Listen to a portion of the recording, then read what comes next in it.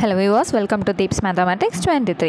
So இந்த வீடியோவில் 8th standard பழைய சமச்சீர் புத்தகத்தில் இருக்கக்கூடிய செகண்ட் டேர்மில் இருக்க ஃபர்ஸ்ட் இயல் தான் நம்ம படிக்க போகிறோம். அதாவது மொத்தமாக பார்க்கும்போது 8வது பழைய சமச்சீர் தமிழில் 4வது இயல் வந்து நம்ம படிக்க போகிறோம். ஓகேங்களா?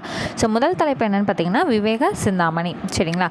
ஸோ இதில் யார் எழுதுனாங்க, யார் தொகுத்தாங்க, அந்த மாதிரி விஷயங்கள் வந்து எதுவுமே நமக்கு இங்கே கொடுக்கல. அதாவது இந்த பர்டிகுலர் லெசனில் நமக்கு எதுவுமே வந்து கொடுக்கல. ஓகேங்களா? ஸோ ஃபர்ஸ்ட் வந்து சொற்பொருள் வந்து பார்த்துருவோமா. மது அப்படின்னா தேன். இது ஆல்ரெடி புது சமச்சீரில் நம்ம படிச்சிருக்கோம் இல்லைங்களா? ப்ரீவியஸ் கொஸ்டின்லையும் பிளேஸ் ஆயிருக்குங்கிறதையும் நம்ம படிச்சிருக்கோம். அடுத்தது தியங்கி அப்படின்னா மயங்கி, சம்பு அப்படிங்கிறது நாவல், மதியம்ங்கிறது நிலவு. சரிங்களா? சரி, இப்போ இங்கே ஒரு எக்ஸ்ட்ரா ஒரு விஷயம் வந்து நான் சொல்கிறேன். பறந்தது வண்டா பழமா. ஸோ இந்த பாடத்தில் வந்து என்ன சொல்லியிருப்பாங்கன்னா, தேனை வந்து குடிச்சிட்டு ஒரு வண்டு வந்து ரொம்ப நல்லா வயிறு நிறையா குடிச்சிட்டு மயங்கி வந்து கிடக்கும். சரிங்களா? அப்போ ஒரு பெண் வந்து என்ன பண்ணுவாங்க, அந்த வண்டை நாவல் பழம்னு நினச்சிட்டு எடுக்க வருவாங்க. அந்த வண்டு அந்த பொண்ணை வந்து பார்த்து என்ன நினைக்கும் அப்படின்னா, நல்லா வந்து நிலவு மாதிரி இருக்குது, மலர் மாதிரி, அந்த பொண்ணோட கை வந்து நல்லா மலர் மாதிரி இருக்குது, இந்த மலர் வந்து நம்மளை போட்டு அமுக்கிடுமோ அப்படின்னு சொல்லிட்டு பயந்துட்டு அந்த வண்டை என்ன பண்ணுன்னா டக்குன்னு எந்திரிச்சு பறந்து ஓடி போயிடும். அப்போ அந்த பொண்ணு வந்து பறந்தது வண்டா இல்லை பழமா என்னன்னு தெரியலையே அப்படிங்கிற மாதிரி பறந்தது வண்டா பழமான்னு வருது இல்லைங்களா? ஸோ இது பார்க்கும்போது இது என்ன வினா வகையாக உங்களுக்கு தோணுது? ஐய வினா. ஓகேங்களா? சரி, இதை வந்து தெரிஞ்சுக்கலாம். ஸோ இன்னொன்று, வண்டுக்கு உவமையாக என்ன இங்கே குறிப்பிட்டிருக்காங்கன்னா நாவல் பழத்தை வந்து குறிப்பிட்டிருக்காங்க. ஓகேங்களா? இந்த விஷயத்தை நீங்கள் தெரிஞ்சுக்கோங்க. அடுத்தது நூல் குறிப்பு. விவேக சிந்தாமணி என்னும் இந்நூல் புலவர் பலரால் இயற்றப்பட்ட பாக்களின் தொகுப்பு. எதோட தொகுப்பு? பாக்களின் தொகுப்பு. இந்த நூலை தொகுத்தவர் யாரும் தெரியல. ஒரு புலவர் எழுதியிருந்தார்னா அவர் தான் அந்த நூலையும் தொகுத்து கொடுத்துருப்பார் இல்லைங்களா? ஸோ பலர் எழுதியிருக்காங்க அப்படின்னா அந்த நூலை தொகுத்தவர்னு தனியாக ஒருத்தவர் இருப்பார் இல்லைங்களா? ஸோ அப்போ இந்த நூலை தொகுத்தவர் யாருன்னு தெரியவில்லை. ஓகேங்களா? ஆனால் இந்த விவேக சிந்தாமணிங்கிறது புலவர் பலரால் இயற்றப்பட்ட பாக்களோட தொகுப்பு. அவ்வளோதான், முடிஞ்சுதுங்களா? சரி, அடுத்து அப்படி வந்தீங்கன்னா பாரதத்தாய் அப்படிங்கிற ஒரு செய்யுள் பகுதி இருக்குது. ஓகேங்களா? இது வந்து எந்த நூலில் இடம்பெற்ற பகுதி அப்படின்னு வந்து பார்த்திங்கன்னா காந்தி புராணம் அப்படிங்கிற நூலில் வந்து நமக்கு இடம்பெற்றிருக்கு.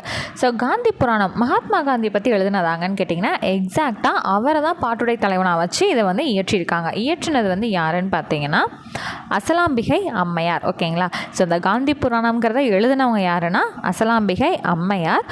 இதோட பாட்டுடை தலைவன் யாருன்னா நம்மளோட காந்தி. ஓகேங்களா? ஃபாதர் ஆஃப் நேஷன் இருக்கார் இல்லைங்களா? அவர் தான். ஓகேங்க. ஸோ பாரதத்தாய் அப்படின்ற கொடுத்துருக்கனால இதோட கருத்து வந்து என்ன அப்படின்னு வந்து பார்த்திங்கன்னா, காந்தியோட குவாலிட்டிஸ், அவர் வந்து உண்மையாக இருப்பார், அறத்தை ஃபாலோ பண்ணுவார், பிறர் வந்து துன்பத்தை நீக்கணுங்கிற திறன் வந்து பெற்றிருக்காரு, தியாக மனப்பான்மை கொண்டவர், இணையற்ற ஒழுக்கத்தை கொண்டவர், இந்த மாதிரி விஷயங்கள் எல்லாமே சொல்லி இப்படிப்பட்ட ஒரு மனிதனை பெற்றெடுத்த பாரதத்தாய் மலரடிகளை போற்றி வணங்குவேன் அப்படின்னு சொல்லி இவங்க வந்து பாடியிருக்காங்க. ஓகேங்களா? இதுதான் அந்த பாடலுக்கான கருத்து. ஓகேங்களா? சரி, இப்படியே அடுத்து வந்தீங்கன்னா சொற்பொருள். வாய்மைன்னா என்னதுங்க? உண்மை. களையும்னா நீக்கும். வன்மை அப்படின்னா வள்ளல் தன்மை. இதே 2 சுழியின் வந்துருச்சுன்னா அது என்னதுங்க? கொடுமை. இது கொடை, இது கொடுமை. ஓகேங்களா? இது நம்ம ஆல்ரெடி படிச்சிருக்கோம். பல தடவை ரிப்பீட்டான ப்ரீவியஸ் கொஸ்டின் கூட நான் உங்களுக்கு சொல்லியிருக்கேன். அடுத்து துளங்குதல் அப்படிங்கிறது விளங்குதல். சேய்மைங்கிறது தொலைவு. அடுத்து தவம்ங்கிறது பெரும் பேர். அவ்வளோதான். சரி, இங்கே தாய்மையன் பிறனை அப்படிங்கிற வார்த்தை வந்து பாடலில் வந்து இடம்பெற்றிருக்கோம். இது வந்து பிரித்தெழுதுகளை கேட்டாங்க அப்படின்னா தாய்மை கூட்டல் அன்பின் கூட்டல் தனை அப்படிங்கிறது வந்து வரணும். ஓகேங்களா? சரி, அடுத்தது இந்த ஆசிரியரோட பெயர் என்னதுங்க? அசலாம்பிகை அம்மையார். இவங்க பிறந்த ஊர் வந்து திண்டிவனத்திற்கு அருகில் இருக்கக்கூடிய இரட்டனை அப்படிங்கிற ஊரில் வந்து பிறந்திருக்காங்க. அடுத்து இவங்க இயற்றிய நூல்கள் வந்து ஆத்திச்சூடி வெண்பா, திலகர் புராணம், குழந்தை சுவாமிகள் பதிகம். ஸோ என்னென்ன இயற்றிருக்காங்க? ஆத்திச்சூடி வெண்பா, திலகர் புராணம், குழந்தை சுவாமிகள் பதிகம். இது எல்லாமே வந்து இந்த அம்மையார் வந்து இயற்றின நூல்கள். அடுத்து இவங்களோட சிறப்புகள் என்னென்னு கொடுத்துருக்காங்க. அசலாம்பிகை அம்மையார் வந்து பார்த்திங்கன்னா ரொம்ப சிறந்த பேச்சாளராக வந்து விளங்கினவங்களாம். இவங்களை வந்து என்னன்னு சொல்கிறாங்க? இக்கால ஔவையார்னு சொல்கிறாங்க. ஆத்திச்சூடின்னு வந்துருச்சு, அப்போ என்ன நீங்கள் ஞாபகம் வச்சுக்கணும்? இப்போ இருக்கக்கூடிய தற்கால ஔவையார் அப்படிங்கிறத நீங்கள் ஞாபகம் வச்சுக்கணும். சரிங்களா? அப்படின்னு யார் பாராட்டியிருக்காங்க? திருவிக்கா வந்து பாராட்டியிருக்காரு. இவங்க வந்து பல காலம் கடலூரில் இருக்கக்கூடிய திருப்பாதிரி புலியூரில் தான் வந்து வாழ்ந்திருக்காங்க. சரிங்களா? இவங்களோட இறுதி காலத்தில் சில ஆண்டுகள் எங்கேயும் வாழ்ந்திருக்காங்க, வடலூர்லேயும் வாழ்ந்திருக்காங்க. சரிங்களா? அப்போது 409 பாடல்களை கொண்ட ராமலிங்க சுவாமிகள் சரிதம் என்னும் செய்யுள் நூலை இயற்றினார். ஸோ வடலூர் அப்படின்னாலே நமக்கு யார் வருவா? வள்ளலார் தான் ஞாபகம் வருவாங்க இல்லைங்களா? அப்போ அப்வியஸாக இதை வச்சு நீங்கள் என்ன ஞாபகம் வச்சுக்கணும்?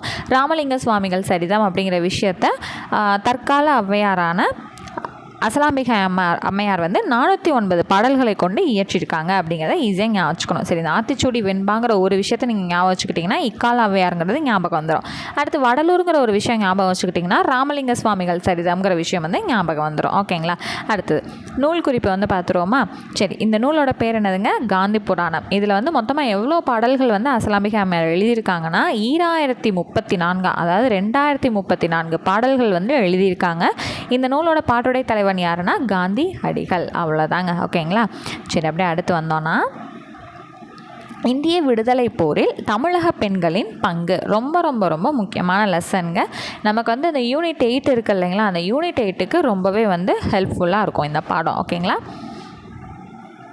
ஸோ பொதுத்தமிழுக்கு இது நமக்கு தேவையா இல்லையாங்கன்னா பொதுத்தமிழுக்கும் தேவை தான். ஆனால் இதோட முக்கியத்துவம் எங்கே நமக்கு அதிகமாக இருக்கும்னா ஜென்ரல் ஸ்டடீஸில் யூனிட் 8ல் இந்த தலைப்பு அப்படியே இருக்கும். இந்திய விடுதலை போரில் தமிழக பெண்களின் பங்கு அப்படிங்கிறது உங்களுக்கு அப்படியே வந்து கொடுத்துருப்பாங்க. இந்த தலைப்பு சிலபஸில் ஸ்ட்ரெயிட்டாக அப்படியே வந்து இருக்கும். ஸோ வந்து உங்களுக்கு ரொம்ப வந்து மதிப்பு இந்த பாடத்துக்கு எங்கே அதிகம்னு பார்த்தீங்கன்னா யூனிட் 8ல் தான் அதிகம். சரிங்களா?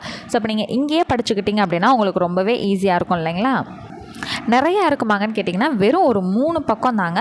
ரொம்ப பாயிண்ட்ஸ்லாம் இருக்காது. நமக்கு ஆல்ரெடி சில தெரிஞ்ச பாயிண்ட்ஸ் தான் வந்து இருக்கும். ஓகேங்களா? சரி, இப்போ ஃபஸ்ட்டு வந்து நம்ம யாரை பற்றி பார்க்க போகிறோம்னா வேலு நாச்சியார். ஸோ வேலு நாச்சியாரை பற்றி நம்ம ஆல்ரெடி புது புக்லேயும் படிச்சிருக்கோம். பழைய புக்கில் ஒரு சில இடங்கள்லையும் நம்ம பார்த்துருக்கோம் இல்லைங்களா? சரி, இப்போது ஆங்கிலேயர்களுக்கு எதிராக ஆயுதம் ஏந்தி போராடின முதல் பெண்மணி யாருங்க? வேலு நாச்சியார் தான். ஆங்கிலேயரை எதிர்த்து ஆயுதம் ஏந்தி போராடிய முதல் பெண்மணி வேலு நாச்சியார் தான். இவங்க வந்து யாரோட பொண்ணு? ராமநாதபுரத்தை ஆட்சி செஞ்சுட்டு இருந்த மன்னர் செல்லமுத்துவோட பொண்ணு. அம்மா பேர் சக்கந்தி முத்தாத்தாள். ஓகேங்களா? சரி, இவங்களுக்கு 1730 வருடம் வேலு நாச்சியார் வந்து பிறந்திருக்காங்க. சரி, இது வந்து நம்ம புது புக்கில் படிச்சிருக்கோம் இல்லைங்களா? 1730 பிறந்தாங்க. அடுத்து இதோட ஒரு ப்ளஸ் வந்து 50 போட்டிங்க அப்படின்னா 1780 அவங்களோட சிவகங்கையை மீட்டெடுத்தாங்க. அதாவது வேலு நாச்சியாரோட 50வது அகவையில் வேலு நாச்சியார், அதாவது 50வது வயதில் வேலு நாச்சியார் வந்து சிவகங்கையை மீட்டெடுத்தாங்க அப்படிங்கிற விஷயத்த நம்ம புது புத்தகத்தில் வந்து சொல்லி கொடுத்துருக்கேன் இல்லைங்களா? அதே பாயிண்ட்ஸ் தான் இங்கே இருக்கும். அவங்களோட ஹஸ்பண்ட் பேர் என்னது? முத்துவடுகநாதர். இவர் வந்து எந்த ஏரியாவை ஆட்சி பண்ணிட்டு இருந்தார்? சிவகங்கை மன்னராக வந்து இருந்தார். ஸோ ஆங்கிலேயர்களுக்கும் முத்துவடுகநாதருக்கும் நடந்த பிரச்சனையில், அதாவது அந்த சண்டையில் என்ன ஆயிடுறாரு? முத்துவடுகநாதரை காளையர் கோவிலில் கொன்னுடுறாங்க. ஓகேங்களா? ஸோ இது எல்லாமே நம்ம புது புத்தகத்தில் படித்தோம் இல்லைங்களா? ஸோ 1772 ஆண்டு சிவகங்கை சீமையின் மீது படையெடுத்தனர். யார்? ஆங்கிலேயர்கள் வந்து எடுத்தாங்க. அடுத்து முத்துவடுகநாதரை வந்து என்ன பண்ணிடுறாங்க? போரில் கொன்னுடுறாங்க. சிவகங்கையும் அவங்க கைப்பற்றிடுறாங்க. ஸோ அடுத்து என்ன பண்ணுவாங்க? திண்டுக்கல்லில் வந்து மறைந்திருந்து வேலு நாச்சியார் வந்து போர் பயிற்சிகள் எல்லாமே பெற்றுட்டு தான் இருந்திருப்பாங்க இல்லைங்களா? ஸோ அதெல்லாம் இங்கே கொடுக்கலாம், நம்ம புது சமச்சீரில் படிச்சிருந்தோம். ஸோ அடுத்து வந்து என்ன பண்ணுறாங்க? ஹெல்ப் வந்து வேணும்னு சொல்லிட்டு மைசூரில் இருக்க ஹைதர் அலிகிட்ட வந்து போய் வந்து கேட்கும்போது அவர் வந்து என்ன பண்ணுறாரு? 5000 படை வீரர்களை வந்து போருக்கு வந்து ஹெல்ப் பண்ணுங்கன்னு வந்து அனுப்பி வைக்கிறாரு. அடுத்து 1780 என்ன பண்ணுறாங்க? சிவகங்கையை வந்து மீட்டெடுக்கிறாங்க. ஸோ இதை விட இன்னும் நிறையா டேட்டா நமக்கு எங்கே இருக்கும்? புது சமச்சீர்லேயே வந்து இருக்கும் இல்லைங்களா? அவ்வளோதாங்க. இங்கே வேலு நாச்சியார் அம்மையாரை பற்றி அவங்க கொடுத்துருந்தது அவ்வளோதான். அடுத்து வந்து நம்ம யாரை பற்றி பார்க்க போகிறோம்னா கடலூர் அஞ்சலை அம்மாள் அவங்கள பற்றி நம்ம பார்க்க போகிறோம். ஓகேங்களா? 1890 ஆண்டு கடலூரில் உள்ள முதுநகரில் எளிமையான குடும்பத்தில் பிறந்து வளர்ந்தார். யார்? கடலூர் அஞ்சலை அம்மாள். ஓகேங்களா? 1921 ஆண்டு காந்தியடிகள் ஒத்துழையாமை இயக்கத்தை தொடங்கிய போதே அஞ்சலை அம்மாளும் தமது பொது வாழ்க்கையை தொடங்கினார். அப்போ இங்கேருந்து நம்ம என்ன விஷயத்தை நல்லா தெரிஞ்சுக்கணும்? காந்தி வந்து ஒத்துழையாமை இயக்கத்தை எப்போ ஆரம்பிச்சிருக்காரு? 1921. இது வந்து யூனிட் 7 இருக்கும் இல்லைங்களா? ஐயனம். அங்கே வந்து நமக்கு ரொம்ப யூஸ் ஆகும். சில விஷயங்கள் இங்கே தெரிஞ்சுக்கோங்க, தவறில்லை. ஓகேங்களா? சரி, அடுத்து வந்து பார்த்திங்கன்னா நிறையா போராட்டங்களில் இவங்க வந்து கலந்துக்கிட்டாங்க. ஒரு சமயம் என்ன பண்ணுறாங்க? ஆங்கிலேயர்களால் இவங்க வந்து ஜெயிலில் வந்து அடைக்கப்படுறாங்க. வேலூர் சிறையில் இருக்கும்போது இவங்க வந்து கருவுற்ற நிலை ப்ரெக்னெண்ட்டாக இருந்தனால இவங்களை என்ன பண்ணுறாங்க? ப்ரெக்னன்சிக்காக வெளியே அனுப்பிச்சிட்டு குழந்தை பிறந்ததுக்கப்புறம் என்ன பண்ணுறாங்க? மறுபடியும் வந்து ஜெயிலில் பிடிச்சி போட்டுறாங்க. ஓகேங்களா? ஸோ அதான் இங்கே சொல்லியிருக்காங்க. ஸோ அடுத்தது நீலன் அப்படிங்கிற ஒரு சிலையை வந்து அகற்றும் போராட்டத்தில் தன்னோட 9 வயது குழந்தையை வந்து அவங்க ஈடுபடுத்தியிருக்காங்க. ஸோ அதனால் என்ன ஆகுது? அந்த பொண்ணுக்குமே வந்து சிறை தண்டனை வந்து கிடைக்கிது. ஓகேங்களா? அப்போ காந்தியடிகள் வந்து ஒரு தடவை வந்து இவங்களை பார்க்க வந்தபோது அவங்களோட, அதாவது அஞ்சலை அம்மாளோட 9 வயதான பெண், அம்மாக்கண்ணு அவங்க பேர், சரிங்களா? அவங்கள என்ன பண்ணுறாங்க? காந்தி மீட் பண்ணுறாங்க. ஓகேங்களா. ஸோ ஓகே, அஞ்சலி அம்மாளோட பொண்ணு தான் இதா அப்படின்னு சொல்லிட்டு பார்த்துட்டு ரொம்ப வந்து பெருமைப்பட்டு அவங்கள பார்த்து அந்த பொண்ணு என்ன பண்ணுறாங்கன்னா காந்தி அவர் கூடவே வந்து அழைச்சிட்டு போகிறாரு. வார்தாவில் இருக்கக்கூடிய அவரோட ஆசிரமத்துக்கு அழைச்சிட்டு போயிட்டு அவங்களுக்கு என்னென்னும் பேர் வைக்கிறாரு, லீலாவதின்னு பேர் வைக்கிறாரு. யாருக்கு? அஞ்சலி அம்மாளோட பொண்ணான அம்மா கண்ணுக்கு காந்தியடிகள் என்ன பேர் வச்சுருக்காரு? லீலாவதிங்கிற பேர் வந்து வச்சுருக்காரு. ஓகேங்களா. இது வந்து நமக்கு ரொம்ப முக்கியமான கொஸ்டின். ஓகேங்களா. அடுத்தது, காந்தி வந்து அஞ்சலி அம்மாளுக்கு வந்து ஒரு பேர் வந்து வச்சுருக்காரு. என்னென்னு பார்த்தீங்கன்னா தென்னாட்டின் ஜான்சி ராணி அப்படிங்கிற பேர் வந்து கொடுத்துருக்காரு. ஓகேங்களா. அவ்வளோதான். அடுத்து நம்ம யாரை பார்க்க போகிறோன்னா அம்புஜதம்மாள். இவங்க வந்து ரொம்ப பணக்கார குடும்பத்தில் தான் பிறந்திருக்காங்க. 1899 ஜனவரி 8 வந்து பிறந்திருக்காங்க. ஓகேங்களா. சரி, இப்போது நமக்கு என்ன முக்கியமான பாயிண்ட்ஸ் வந்து தேவை அப்படின்னு பார்த்தீங்கன்னா, காந்தியடிகளால் தத்தெடுக்கப்பட்ட மகள்னு சொல்லப்படுறது யாருன்னா அம்புஜதம்மாளை வந்து சொல்கிறாங்க. ஓகேங்களா. இது நமக்கு அடிக்கடி ரிப்பீட்டான ப்ரீவியஸாக கொஸ்டின் மார்க் பண்ணி வச்சுக்கோங்க. ஓகேங்களா. ஸோ அடுத்தது, சீனிவாச காந்தி நிலையம் அப்படிங்கிற தொண்டு நிறுவனத்தை அமைத்தவரும் யாருன்னு கேட்டாங்க அப்படின்னா அம்புஜதம்மாள். ஓகேங்களா. சரி, அடுத்தது இந்த பக்கம் சைடில் அப்படியே பார்த்தீங்கன்னா, இவங்க தன்னோட 70 ஆண்டு நினைவாக நான் கண்ட பாரதம் அப்படிங்கிற ஒரு அரிய நூலை வந்து எழுதியிருக்காங்க. 1964 தாமரை பத்மஸ்ரீ விருது பெற்றுள்ளார். ஓகேங்களா. அவ்வளோதாங்க. கீழே இன்னும் ஒரே ஒரு பாயிண்ட், அதாவது பாரதியார் வந்து சொன்ன வரிகள், பெற்ற தாயும் பிறந்த பொன்னாடும் நற்றவவானினும் நனி சிறந்தனவே. ஸோ இது வந்து கூறிய வரி வந்து யார்? பாரதியார். அவ்வளோதான். இந்த பாடத்தில் ஃபஸ்ட்டு யாரை பற்றி பார்த்தோம்? வேலு நாச்சியாரை பற்றி பார்த்தோம். அவர் வந்து யாரோட பொண்ணு, எப்போ பிறந்தாங்க, யாரோட ஒய்ஃபாக வந்து இருந்திருக்காங்க, அவருக்கும் ஆங்கிலேயருக்கும் எப்போ வந்து போர் நடந்துச்சு, அடுத்து வந்து இவங்க எந்த வருடம் போய் வந்து சிவகங்கையை மீட்டாங்க, இந்த மாதிரி ஜென்ரலான விஷயங்கள் தான் நம்ம பார்த்தோம். அப்போ டேட்டாஸ்ன்னு பார்க்கும்போது 1730 பிறந்தாங்க. 1772 இவங்களோட ஹஸ்பண்ட்க்கும் ஆங்கிலேயர்களுக்கும் போர் நடந்துச்சு. 1780 வேலு நாச்சியார் சிவகங்கையை மீட்டெடுத்தாங்க. 3 டேட்டா தான் இருக்குது. இங்கே வந்து பார்த்திங்கன்னா கடலூர் அஞ்சலை அம்மாள் வந்து 1890 பிறந்தாங்க. ஒத்துழையாமை இயக்கம் 1921 ஆரம்பிக்கப்பட்டது. இவங்களோட பொண்ணு பேர் வந்து அம்மா கண்ணு. காந்தியடிகள் இவங்களுக்கு தென்னாட்டின் ஜான்சி ராணின்னு பேர் வச்சுருக்காங்க. அடுத்து என்ன பண்ணுறாங்க, அவங்களோட பொண்ணை வந்து கூட்டிகிட்டு போய் என்ன பண்ணியிருக்காரு, அவர் லீலாவதிங்கிற பேர் வந்து சூட்டியிருக்காரு. அவரோட வார்தாவில் இருக்கக்கூடிய ஆசிரமத்துக்கு கூட்டிகிட்டு போயிருக்காரு. இவ்வளோ தான் இங்கே. அடுத்து அம்புஜதம்மாள் வந்து பார்த்திங்கன்னா பணக்கார குடும்பத்தில் பிறந்தவங்க. 1899 பிறந்தவங்க. காந்தியடிகளால் வந்து தத்தெடுக்கப்பட்ட மகள்னு அழைக்கப்பட்டவங்க. சீனிவாச காந்தி நிலையம்ங்கிற தொண்டு நிறுவனத்தை வந்து அமைச்சவங்க. நான் கண்ட பாரதம்ங்கிற நூல் எழுதியிருக்காங்க. 1964 தாமரை திருங்கிற விருது வந்து வாங்கியிருக்காங்க. அவ்வளோதான். அடுத்து பாரதியார் சொன்ன ஒரு 2 வரிகள் வந்து இங்கே இடம்பெற்றிருக்கு. ரொம்பவே சிம்பிள். பார்த்தீங்களா, பாடம் பார்க்க தான் வளவளன்னு போகிற மாதிரி இருக்கும். பட் வந்து ரீகால் பண்ணி பார்த்தீங்கன்னா ரொம்ப சிம்பிளாக தான் இருக்கும். ஓகேங்களா. அடுத்தது, துணைப்பாடம் வேணும் அப்படின்னா சும்மா ஃப்ரீ டைம் இருந்துச்சு அப்படின்னா ரீட் பண்ணி பாருங்கள். அடுத்தது இலக்கண பகுதி வந்து நம்ம போயிடலாம். ஸோ இந்த பாடத்துக்கு பின்னாடி என்ன இலக்கண பகுதி இருக்குதுன்னு பார்த்தீங்கன்னா, தொகைநிலை தொடர்களும் தொகாநிலை தொடர்களும் இருக்கும். தொகைனா என்னதுங்க, 6 வகையில் வந்துருக்கு. ஸோ தொகை அப்படிங்கிறது நமக்கு என்னது, உள்ளுக்குள்ளே மறைஞ்சு வரக்கூடியதை நம்ம என்னன்னு சொல்லுவோம், தொகை அப்படிங்கிறது சொல்லுவோமா. ஸோ தொக்கி அப்படிங்கிறது மறைந்து அப்படிங்கிறது நம்ம புது சமச்சீரிலே படிச்சிருக்கோம். ஸோ அந்த தொகைநிலை தொடர் 6 வகை, தொகாநிலை 9 வகை. இது எல்லாமே நம்ம தெளிவாக புது சமச்சீரிலே படிச்சிட்டோம். இங்கே ஒரு மேலோட்டமாக நம்ம பார்த்துட்டு போகலாம். ஓகேங்களா. சரிங்க. இப்போ தொகைநிலை தொடர்கள் 6 இருக்குது. என்னென்ன, வேற்றுமை தொகை, வினை தொகை, பண்பு தொகை, உவமை தொகை, உம்மை தொகை, அன்மொழி தொகை. ஸோ அன்மொழி தொகைனா என்னதுங்க, இங்கே இருக்கக்கூடியதில் இங்கே இருக்கக்கூடிய லிஸ்ட்டை தவிர்த்து வேறு ஏதாவது மறைஞ்சு வருது அப்படின்னா அது அன்மொழி தொகை. அவ்வளோதான்.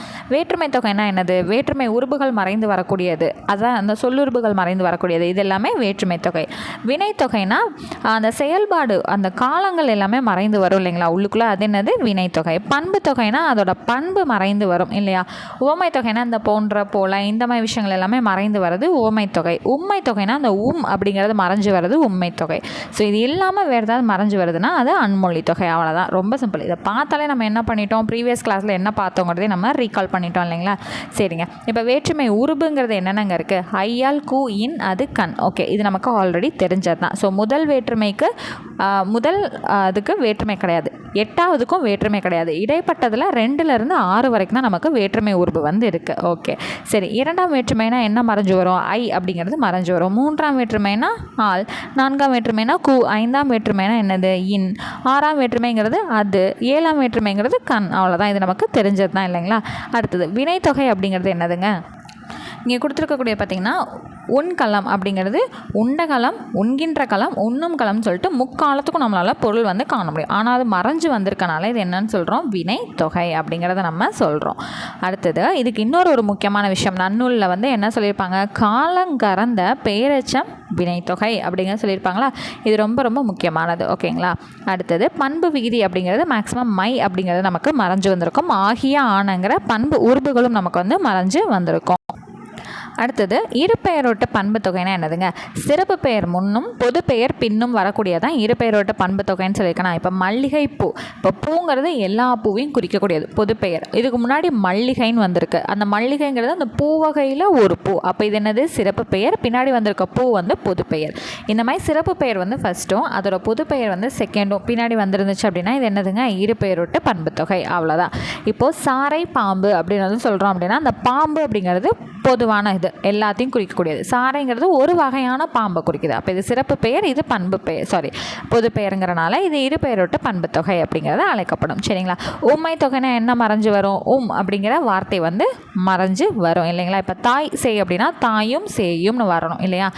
மறைஞ்சு வரனால அது உம்மை தொகை. அடுத்து உவமை தொகைங்கிறது என்னதுங்க, இந்த போல புறைய இந்த மாதிரி விஷயங்கள் எல்லாமே மறைஞ்சு வரதை நம்ம உவமை தொகை அப்படின்னு சொல்லுவோம். ஸோ இது எல்லாமே இல்லாமல் வேறு ஏதாவது ஒன்று மறைஞ்சு வருது அப்படின்னா அன்மொழி தொகை. இப்போ சிவப்பு சட்டை பேசினார் அப்படின்னா சிவப்பு சட்டை அணிந்திருக்கக்கூடிய நபர் பேசினார் அப்படின்னு சொல்லிட்டு வருமா, அப்போ அது என்னன்னு சொல்லுவோம், அன்மொழி தொகை. ஸோ இதெல்லாம் எங்கே இருந்துங்க எக்ஸாம்பிள் சொல்கிறீங்க, இங்கே காணமே அப்படின்னு கேட்டிங்கன்னா இது எல்லாமே நம்ம எங்கே படித்தோம், புது சமச்சீர் புத்தகத்தில் படித்ததை வச்சு நான் உங்களுக்கு எக்ஸாம்பிள்ஸ் வந்து சொல்லிகிட்ருக்கேன். ஓகேங்களா.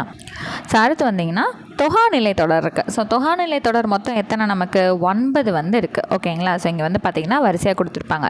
எழுவாய் தொடர், விழித்தொடர், வினைமுற்று தொடர், பெயரெச்ச தொடர், வினையெச்ச தொடர், வேற்றுமை தொகாநிலை தொடர், இடை சொற்றொடர், உரிச்சொற்றொடர், அடுக்கு தொடர். ஸோ இது எல்லாமே வந்து என்னதுங்க, வெளிப்படையாக வரக்கூடியதான் என்னது நமக்கு தொகாநிலை தொடர். எதுவுமே மறைஞ்சிருக்காது, எல்லாமே நமக்கு வெளிப்படையாக தெரியும். அதுதான் நமக்கு தொகாநிலை தொடர் எனப்படும். ஸோ இந்த எழுவாய் தொடர் அப்படிங்கிறது என்னதுங்க, இந்த கபிலன் வந்தான். ஸோ கபிலன்கிறது எழுவாய், அவனை தொடர்ந்து அவன் என்ன பண்ணான், அவன் பண்ண வேலை தான் பயனில்லை. கபிலன் வந்தான். ஸோ எழுவாய்ங்கிறது தெளிவாக தெரியுது, அப்போ இது எழுவாய் தொடர். விழித்தொடர் அப்படின்னா நம்ம ஆல்ரெடி பார்த்துருக்கோம் இல்லைங்களா, நண்பா வா, புலவரே கேள், அந்த மாதிரி விஷயங்கள்லாம் இருக்குது இல்லைங்களா. இந்த மாதிரி வருது அப்படின்னா அது என்னது, விழித்தொடர். ஸோ இந்த தான் முன்னாடி நண்பா, கதிரவா, இந்த மாதிரி விஷயங்கள் வருது அப்படின்னாலே அது விழித்தொடர் தான். அடுத்தது வினை முற்று தொடர்னால் என்ன பண்ணியிருக்கணும், வினைமுற்று முன்னாடி வந்து அதை தொடர்ந்து பெயர் வந்து வருது. ஓகேங்களா. அப்போ இது என்னது, வினைமுற்று தொடர். அடுத்தது வினைமுற்று தொடர்னால் அந்த ஸ்டேட்மெண்ட் வந்து கரெக்டாக ஃபுல்ஃபில் ஆகிருக்கணும். இதான் நம்ம படிச்சிருக்கோம் இல்லைங்களா. வினை எச்சம் அப்படின்னா அது முடிஞ்சிருக்காது, அந்த இடத்துல தொங்கிக்கிட்டு இருக்க மாதிரி இருக்கும். வந்து அந்த மாதிரி விஷயங்கள் இருக்கா, வந்து ஆடு போ, அந்த மாதிரி விஷயங்கள்லாம் என்னது, முடியாமல் இருக்கும் இல்லையா. அப்போ அதெல்லாம் இங்கே பார்த்தீங்கன்னா கண்டேன் அப்படிங்கிறது ஃபுல்ஃபில் ஆகிருக்கு. இதை வச்சு நீங்கள் என்ன சொல்லலாம், வினைமுற்றுன்னு சொல்லலாம். அடுத்தது பெயரெச்ச தொடர்னா விழுந்த மரம், அந்த தாவை பிரிச்சிங்கன்னா இத்து குட்டல் ஆண் வரும். பின்னாடி ஆ வந்துச்சுனாலே என்னன்னு சொல்லி கொடுத்துருக்கேன், பெயரெச்ச தொடர்னு சொல்லி கொடுத்துருக்கேன்னா அவ்வளோதாங்க. வினை எச்ச தொடர்னா இங்கே வந்துன்னு இருக்கா, நான் சொன்னேன்னா முடியாமல் இருக்குது. அதுவும் இல்லாமல் அந்த தூவை பிரிச்சிங்கன்னா இத்து குட்டல் ஊன் வந்திருக்கா, ஓ அல்லது இ, இது ரெண்டில் எது வந்தாலுமே அது என்னன்னு சொல்லி கொடுத்துருக்கேன், வினை எச்ச தொடர்னு சொல்லி கொடுத்துருக்கேன்னா அவ்வளோதான். வீட்டை கட்டினான், இதில் ஐ அப்படிங்கிற உருபு வந்து வெளிப்படையாக வந்திருக்கு. ஐ அப்படிங்கிறது எதை சார்ந்தது, வேற்றுமையில் இரண்டாம் வேற்றுமையை வந்து சார்ந்தது இல்லைங்களா. அப்போ இது வேற்றுமை தொகாநிலை தொடர். அடுத்தது மற்றொன்று, இது எப்படி பிரிக்கலாம், மற்ற கூட்டல் ஒன்றுன்னு பிரிக்கலாம். இது வந்து இடைச்சொல்லாக வந்து அடுத்து வந்து ஒன்றுங்கிறது வந்திருக்கு. இந்த மற்ற அப்படிங்கிறது இடை சொல்லுங்கிறது நம்ம 4 வகை சொற்களில் படிச்சிருக்கோம் இல்லைங்களா. ஸோ அதை பேஸ் பண்ணி இது என்னது, இடை சொற்றொடர் அப்படிங்கிறது வந்துடுது. அடுத்தது உரிச்சொற்றொடர் அப்படின்னா ஒரு பொருளை மிகைப்படுத்துறதுக்காக வர்றது உரிச்சொற்றொடர்னு தெரியும். முனிவர்னு சொல்லலாம், ஆனால் அவர் என்ன சொல்கிறாங்க, மாமுனிவர், அந்த முனிவரை மிகைப்படுத்த வந்தனால இது என்னது, உரிச்சொல். அப்போ ஸ்ட்ரைட்டாக வந்துருச்சு உரிச்சொற்றொடருங்கிறதே. வாழ்க வாழ்க வாழ்க. ஸோ ஒரு வார்த்தை 2லேருந்து 4 தடவை வரைக்கும் அடுக்கு தொடர்னால அடிக்கி வர முடியும். பிரித்தா பொருள் தரணும். இப்போ இந்த வாழ்கவை பிரித்தா வாழ்கன்னு சொல்லிட்டு பாசிட்டிவாக ஒரு விஷயம் சொல்லுது. அப்போ இது வந்து என்னது, அடுக்கு தொடர், பொருள் தருது இல்லைங்களா, பிரித்தா அவ்வளோதான். ஓகே, ஃபுல்லாக பார்த்துட்டோமா. அடுத்து இரட்டை கிளவி அடுக்கு தொடர். இதை உள்ள பெருசாக பார்க்கணுன்னு அவசியம் இல்லை. இப்போ சலசல கலகல இதெல்லாம் வந்து பார்த்திங்கன்னா இரட்டை கிளவி 2 முறை மட்டும்தான் அடுக்கி வர முடியும், பிரித்தா பொருள் தராது. சரிங்களா. இப்போ அடுக்கு தொடருங்கிறது வாழ்க வாழ்க வாழ்கன்னு பார்த்தோம். 2லேருந்து 4 முறை வரைக்கும் அந்த ஒரே வார்த்தை அடுக்கி வரும், பிரித்தா பொருள் கொடுக்கும். அவ்வளோதான். இதை மட்டும் தெரிஞ்சுக்கிட்டால் போதுமானது, வேறு எதுவும் நமக்கு பெருசாக இங்கே தேவையில்லை. ஸோ ஒன்று மட்டும் இங்கே வந்து தெரிஞ்சுக்கோங்க. ஸோ இதெல்லாம் உங்களுக்கு தெரியும் தானே. அடுக்கு தொடர் வந்து விரைவு, வெகுளி, உவகை, அச்சம், அவலம் இந்த மாதிரி பொருள் காரணமாக வந்து வரும். இரட்டை கிளவி அடைமொழியாக குறிப்பு பொருளில் வந்து வரும். இந்த ஒரு வாக்கியம் வந்து தெரிஞ்சுக்கோங்க. மற்றதெல்லாம் நம்ம ஆல்ரெடி படித்ததே தான், வேறு எதுவுமே புதுசாலாம் கிடையாது. ஓகேங்களா. ஸோ அடுத்தது ஒரு ப்ரீவியஸ் இயர் கொஷின் வந்து ஒன்று இருக்குங்க. ஸோ இது வந்து ரிப்பீட்டடான ஒரு ப்ரீவியஸ் இயர் கொஷின்.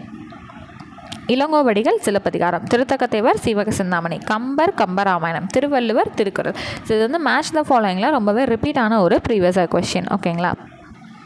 ஸோ அடுத்து வந்தீங்கன்னா